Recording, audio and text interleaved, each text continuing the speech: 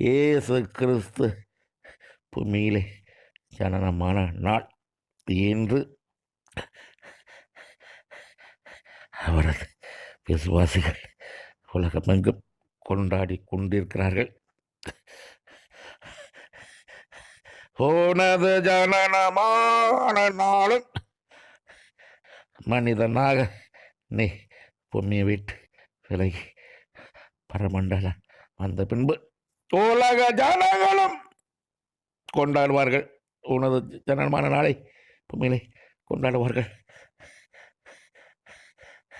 மாமிசமான மனிதர் அல்ல நீ, என் ஆவிக்குரியவன். என் ஆவியால் உன்னை நான் அபிஷேகப்படுத்திருக்கிறேன். என் பணி நீ செய்ய உலகத்தின் அதிகாரம் உனக்கு நான் கொடுக்கிறேன். உலக ஜனங்களுக்கு முன்பாக நான் நடத்தி செல்கிறேன். உலக ஜனங்களுக்கெல்லாம்